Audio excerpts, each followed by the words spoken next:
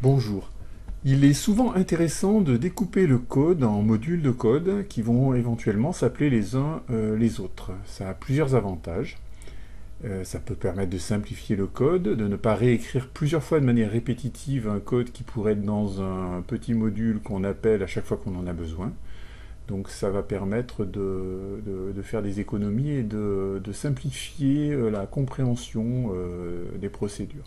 Attention, si on fait trop d'appels à des sous-procédures, ça peut devenir plus compliqué si on abuse.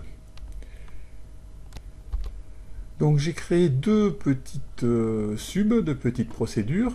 Alors par défaut, quand on crée une procédure en la déclarant comme sub et ensuite on met le nom de la procédure, elle est publique en fait. Mais là j'ai rajouté exprès le mot public devant parce que c'est important par rapport à l'étendue des variables. Et là, pour le moment, il n'y a pas de variable en fait. Cette procédure, la première, affiche et lance la procédure affiche mon texte. La deuxième procédure ici, c'est la procédure affiche mon texte, donc qui va être lancée par cette première et qui va afficher message. Donc je vais lancer pour qu'on voit comment ça fonctionne. Ici, donc après, ça a sauté sur la deuxième procédure, et ici la boîte de dialogue est invoquée et affiche message. À la fin de cette procédure, on revient à la fin de cette procédure, c'est-à-dire que la boucle est terminée. Alors, dans une cellule qui est ici la C99, j'ai mis une petite formule, formula, qui est somme de une autre plage de cellules. Et l'idée, ça serait d'en profiter pour apprendre à récupérer cette chaîne de caractères par une macro. Donc en fait, j'ai cette cellule qui est sélectionnée. Et donc je vais aller chercher la valeur texte qui correspond à cette petite phrase là, cette petite chaîne de texte de string. Donc je vais affecter à une variable que je vais appeler ma formule. Et je vais lui dire, toi tu vas devenir égal à active cell, donc l'objet cellule active, point, et on va prendre adresse. Formula. On va aller chercher la formule. F, hop, formula. On va voir comment ça fonctionne.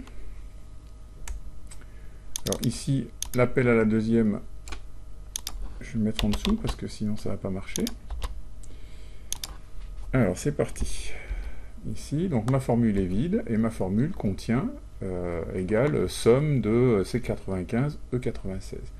Ensuite, on bascule sur la deuxième macro qui va m'afficher message. L'idée maintenant, c'est que ça m'affiche la formule.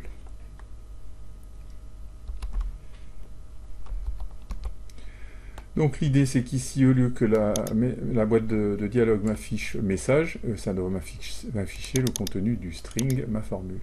Donc je vais faire copier. Je vais remplacer ici.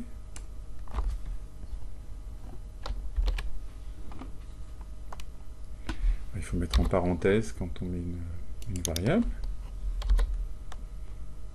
Voilà. Et là, je vais lancer mon code. Et je vais m'apercevoir que ici, ma formule vaut somme de C95, E96, et que ici, eh bien, ma formule est vide. Ce qui veut dire que ma boîte de dialogue ne renvoie rien du tout. C'est un petit peu embêtant. Donc en fait, en passant d'une procédure à une autre, ma variable a disparu, a perdu sa valeur. Donc il va falloir que je déclare cette variable pour qu'elle garde sa valeur dans le module. Je me place donc en sommet de procédure au niveau de la section déclaration. Et là, je vais dimensionner la variable, ma formule, et je vais dire que c'est un string parce que c'est une chaîne de caractères. Ça, je le sais d'avance. Voilà. Donc le petit trait indique qu'en fait, on est dans la zone de déclaration, ici. Et là, je relance ma fonction. Alors la formule prend bien la valeur de la formule qui est dans la cellule. On appelle la procédure suivante et ensuite on va afficher la variable ma formule qui a bien gardé sa valeur cette fois. Voilà. Donc il y a une autre manière de procéder qui peut être de placer ce qu'on appelle un argument. Donc cette fois je vais supprimer la déclaration dans la zone de déclaration. Donc la variable ma formule n'existe pas, donc là pour le moment ça ne marche pas. Et maintenant il va falloir que je passe, que j'appelle que cette fonction là, que cette sub appelle la procédure suivante, mais en lui donnant l'information, en lui passant l'information, en lui passant comme paramètre la variable maFormule. Donc en fait, ce que je vais faire ici, c'est lui dire lance la procédure affiche mon texte, mais par contre tu vas afficher, tu vas lui envoyer la valeur de la variable maFormule. Et ici, dans la déclaration de ma procédure affiche mon texte, eh bien, il faut que j'indique quelle est la variable qui va être réceptionnée. C'est-à-dire que cette sub va utiliser la valeur de ma formule pour afficher ici. Alors on va voir ce que ça va donner. Ici, donc là j'ai ma formule qui prend la bonne valeur. Ensuite, affiche mon texte, la macro est appelée avec ma formule, donc cette valeur-là. Ici, la formule a bien gardé sa valeur. Et donc, la boîte de dialogue affiche bien le résultat.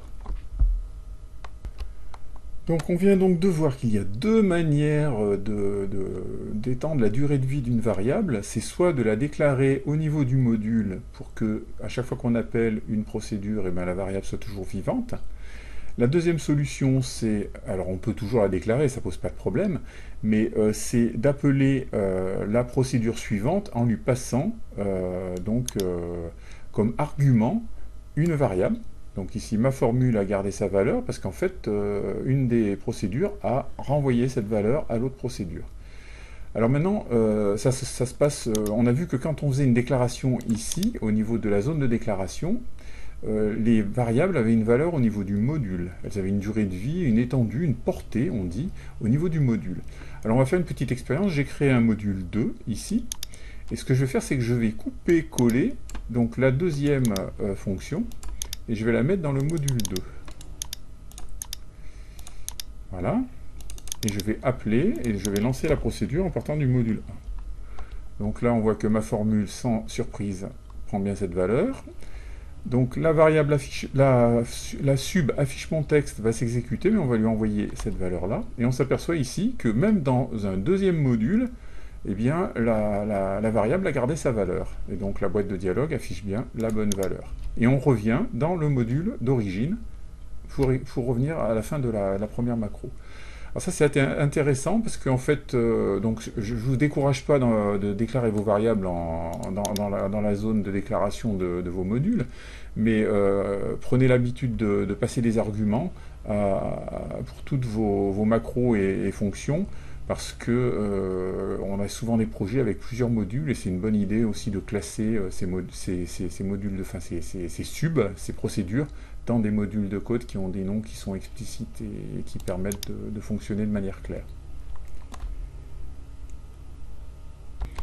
Alors bien sûr, il est possible de passer comme argument à une procédure plusieurs variables et on va les séparer par des virgules. Donc il faudra mettre virgule, la deuxième variable, virgule, la troisième. Et par contre, il faut absolument que l'autre procédure, celle qui va être appelée, ait aussi la déclaration des variables entre ces parenthèses.